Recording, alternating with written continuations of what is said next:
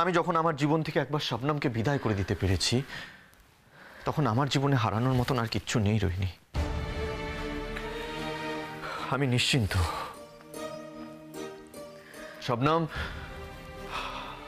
শবনম এমন একটা ভালো মানুষের হাতে গিয়ে পড়েছে যে তুই তাকে উপেক্ষা করে তার আর কোনো ক্ষতি করতে পারবি না। তাই আমি কোনো কিছুতে ভয় পাই না। তোর আর কোনো ক্ষমতা নেই, তাই আমিও তোকে ভয় পাই না। আমি তাই ডিসাইড করেছি যে আজ থেকে প্রত্যেকটা দিন, প্রত্যেক মুহূর্তে সব সত্যি কথা আমি তোর মুখের ওপরে বলবো। আমার বোঝা সারা, তো চোখের বালি হয়ে গেছি রে যশ। বেশ, তাই না হয় হলো, হলাম আমি তোর চোখের বালি। কিন্তু এই শরীরটা নিয়ে হসপিটালে কেন যাচ্ছিস বলবি তুই? বলেই তো দিয়েছি তোকে আমি একবার, একটু আগে তো নিজেই তোকে বলে দিয়েছি আমি।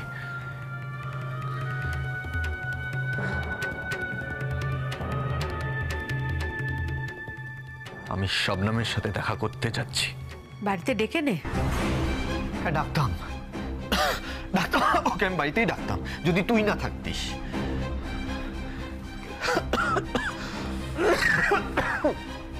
শরীরটা খারাপ, আমার উইক লাগছে, আমার মাথা ঘোরাচ্ছে, উঠে দাঁড়ানোর ক্ষমতা নেই আমার, তাও বেরোতে হচ্ছে এই অবস্থায় আমাকে। কারণ আমি জানি ওকে যদি আমি বাড়িতে ডাকি না, ওর সাথে দুটো মিনিট আমাকে কথা বলতে দিবি না শান্তিতে। এমন অশান্তি করবি, এমন ঝামেলা পাকাবি যে ওই বাড়ি থেকে চলে যেতে বাধ্য হবে, আর তাই যাচ্ছি। আমি দেখবো যশ, আমি দেখবো সংসার সবকিছু ফেলে শবনম কি করে কতদিন তোর দেখাশোনা করতে পারে, এভাবে আমি দেখবো। দেখিস, তুই আমার কথা শুনবি না তো? যাবি? যাবই, শুনবো না তোর কথা। আর তুই এটা এক্সপেক্টও করিস না আর কোনোদিন আমি তোর কথা শুনবো। তুই যদি আমার কথা না শুনিস যশ, তাহলে কিন্তু আমি আবার শবনমের ক্ষতি করে দেওয়ার ক্ষমতা রাখি। ভয় দেখাচ্ছিস?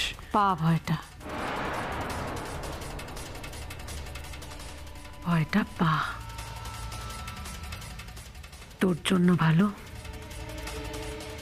তোর শবনমের জন্য ভালো।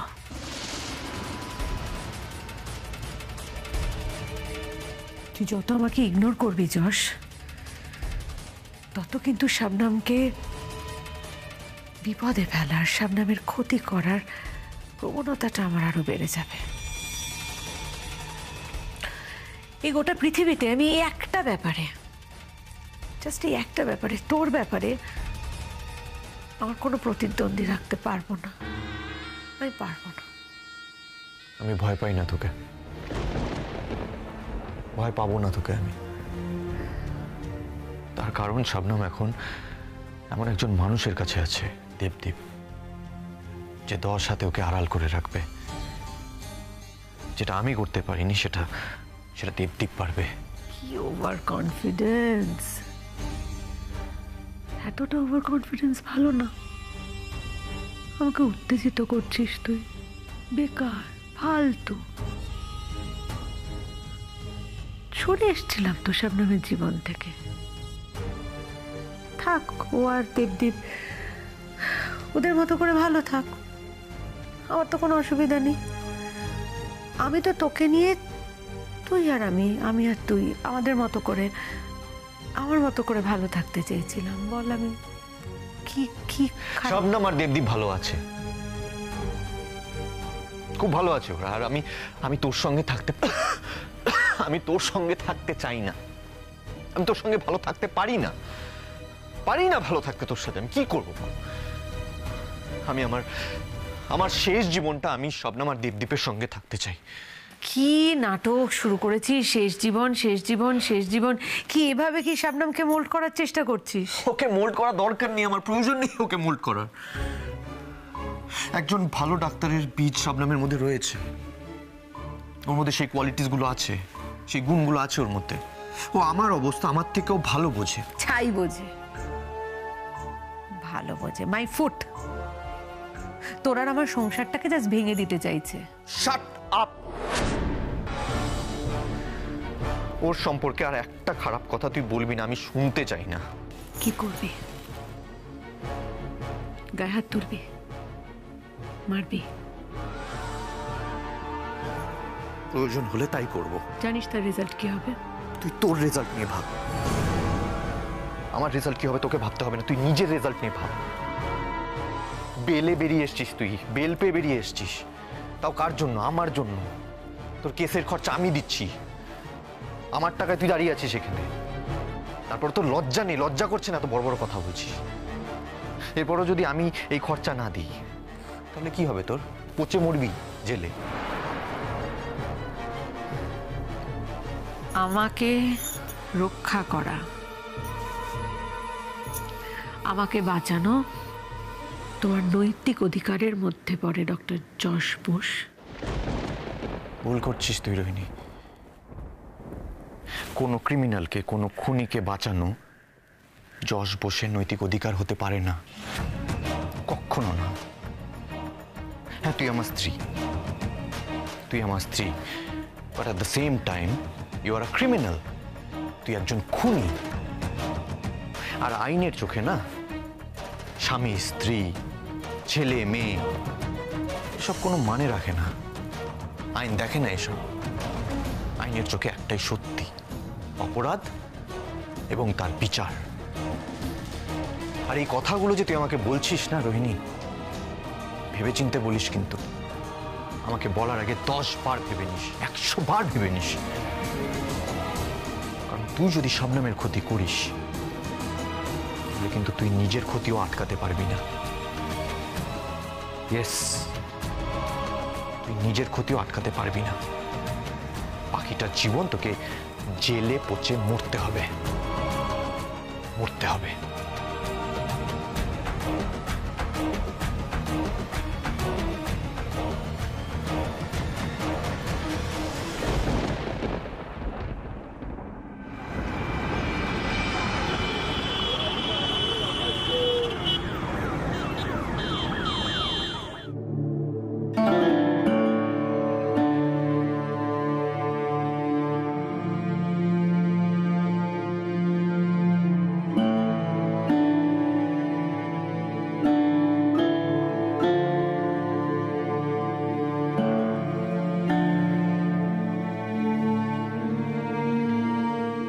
যশ,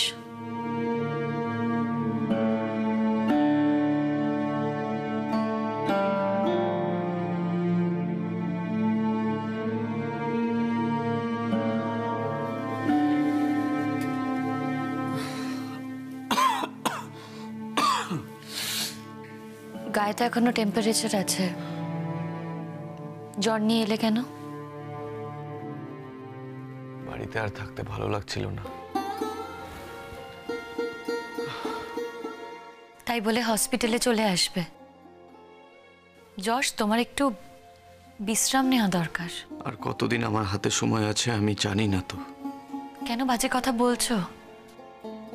দেখো, এখনো কিন্তু তোমার টেস্টের রিপোর্টগুলো বেরোয়নি। তুমি তো খুব ভালো ডাক্তার, তুমি বুঝতে পারছো না প্রবলেমটা কোথায়? ক্লিনিক্যালি বোঝা যাচ্ছে না আমার কি হয়েছে। যাচ্ছে না, ক্লিনিক্যালি কিচ্ছু বোঝা যাচ্ছে না। তুমি আমার গায়ে হাত দিয়ে বলো, আমাকে ছুঁয়ে বলো। বললাম তো, ক্লিনিক্যালি কিচ্ছু বোঝা যাচ্ছে না।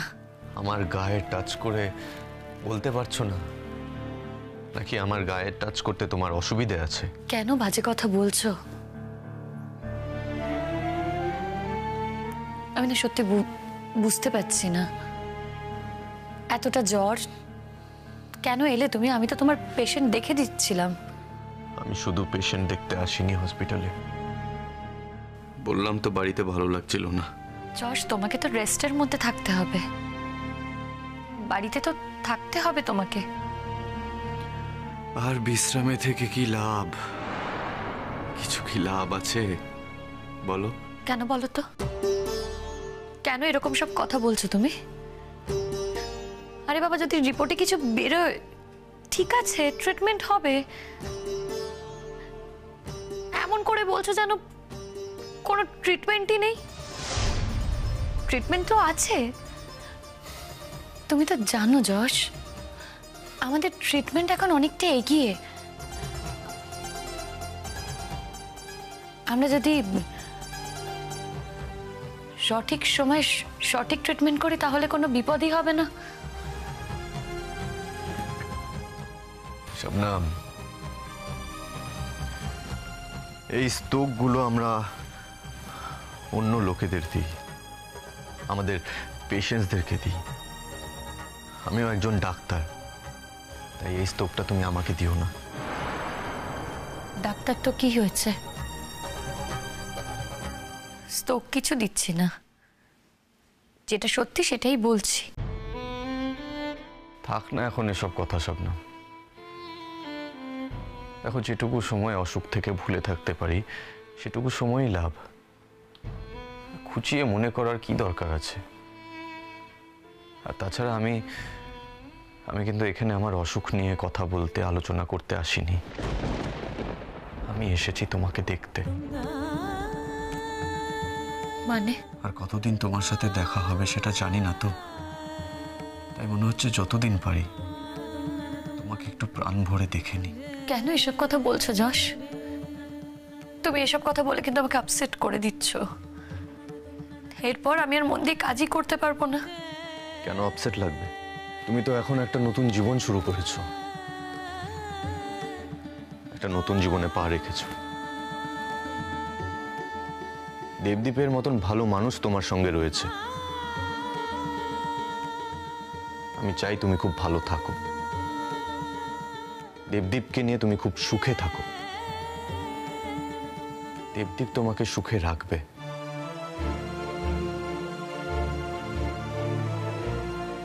এ নিয়ে আমার কোনো সন্দেহ নেই, কারণ দেবদীপের মতন ভালো মানুষ সত্যি এই পৃথিবীতে পাওয়া যায় না। ও বিরল। আমি অনেক মানুষ দেখেছি, কিন্তু দেবদীপের মতন ভালো মানুষ আমি আর দ্বিতীয় দেখিনি। আমি এখন দেবদীপকে নিয়ে কোনো কথা বলছি না যশ। আমি বলছি তোমার এখন বাড়ি গিয়ে বিশ্রাম নেওয়া দরকার। তুমি জানো না আমি বাড়িতে কিভাবে থাকি? যে বাড়িতে রোহিণীর মতন মানুষ থাকে সেই বাড়িতে শান্তিতে থাকা যায়? তুমি আমার বাড়িতে থাকবে। আমার বাড়িতে থাকবে। মানে? দিনের বেলাটা তুমি আমার বাড়িতে থাকলে, রাত্রিবেলা না হয় আমি তোমাকে বাড়ি পৌঁছে দেব। দেবদীপ কিছু মাইন্ড করবে না। দেবদীপ সেরকম ছেলেই না, আমি জানি। যখন আমি তোমার সাথে সারাক্ষণ থাকতে পারতাম, যখন আমি তোমার সঙ্গে 24 ঘন্টা থাকতে পারতাম, সারাদিন থাকার সুযোগ ছিল, সময় ছিল,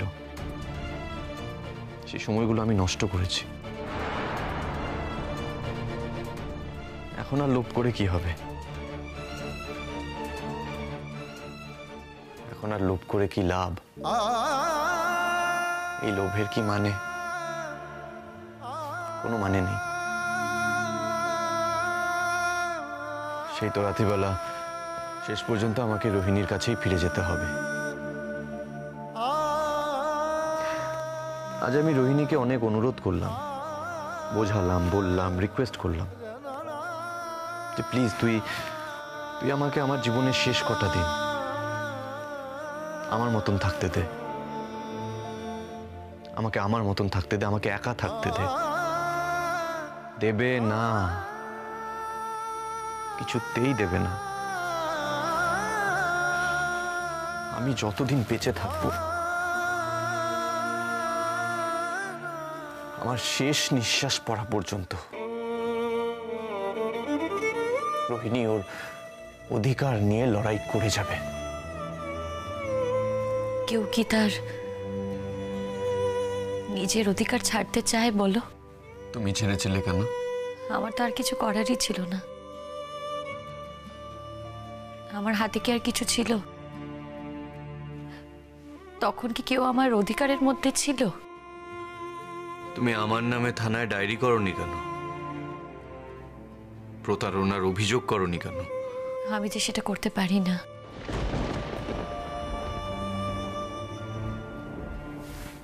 আমি কোনোদিনও করতে পারতাম না,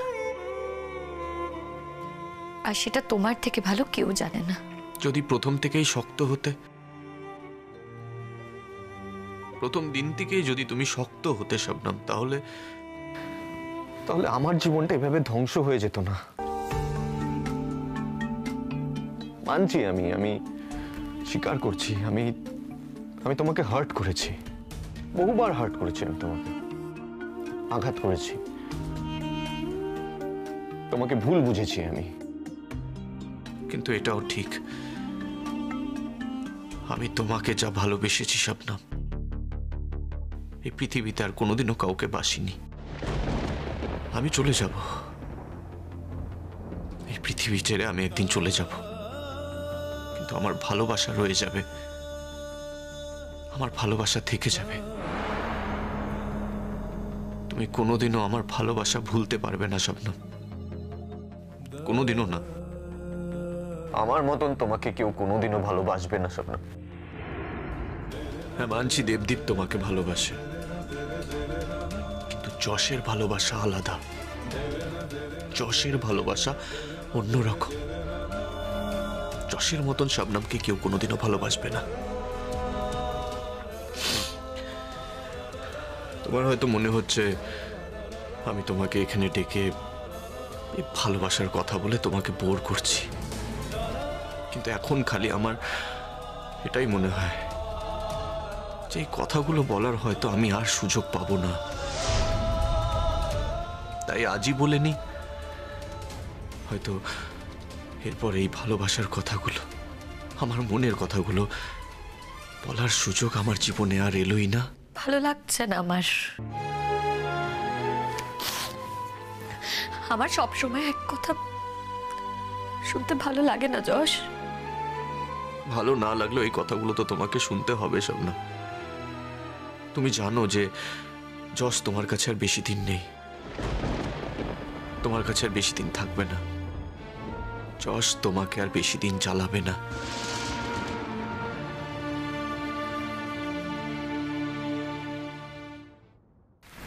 সিস্টার, বলছি শবনম ম্যাডাম কি তো চেম্বারে আছেন? ছিল এতক্ষণ, এখন যশ স্যারের সাথে দেখা করতে গেছেন। স্যার তো এসেছেন। ও, তো যশ পেশেন্ট দেখছে নাকি? না না, পেশেন্ট দেখছেন না, পেশেন্ট তো শবনম ম্যাডাম দেখে দিয়েছেন। উনি বোধহয় এমনি দেখা করতে এসেছেন, স্যার তো অসুস্থ। হুম, ঠিক আছে, আপনি ডিউটিতে যান।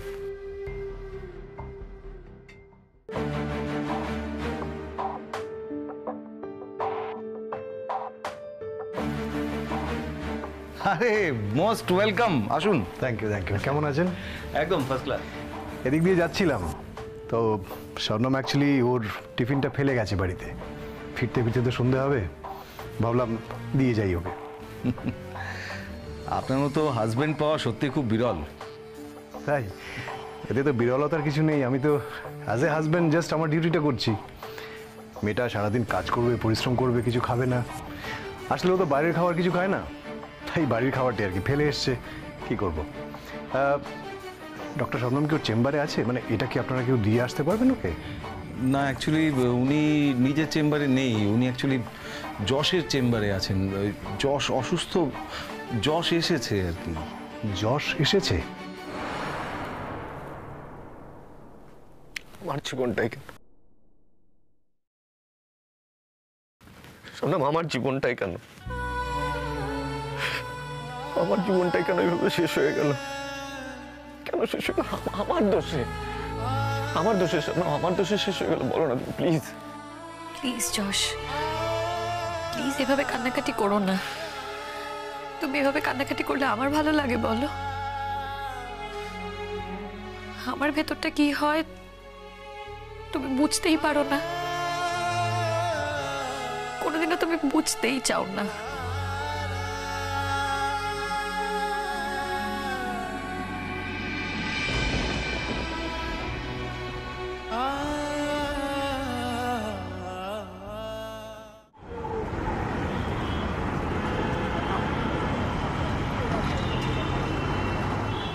মানে আমিও ব্যাপারটা শুনে প্রথমে খুব অবাক হলাম। সিস্টারকে জিজ্ঞাসা করলাম, তো উনি বললেন যে না, যশ কোনো পেশেন্ট দেখছেন না, শবনমই পেশেন্ট দেখছে। আর এই জন্যই বোধহয় শবনমের বাড়ি ফিরতে একটু রাত্রি হচ্ছে, মানে প্রায় ডবল ডিউটি করতে হচ্ছে না। যশ বোধহয় এমনিই দেখা করতে এসেছে আর কি। আর শবনম যশের চেম্বারে গেছে যশের সাথে দেখা করতে। বেটার আপনি যান না, আপনি গিয়ে দিয়ে আসুন, ওই বাদিকে গিয়ে সামনেই রুমটা, আপনি যান। যাবো? Okay, thank you doctor, thank you.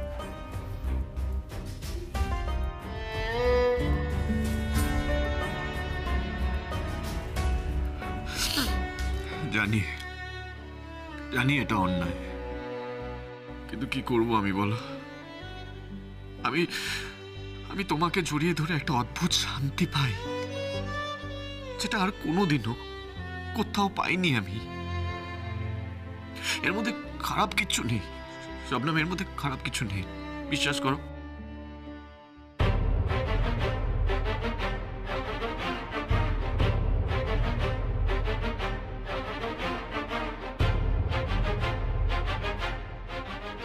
এর মধ্যে আছে শুধু নির্ভরতা, এর মধ্যে আছে শুধু আশ্রয়। শোনো, একটা অনুরোধ করব, রাখবে তুমি প্লিজ? আমার জীবনের শেষ কটা দিন আমাকে একটু আশ্রয় দেবে?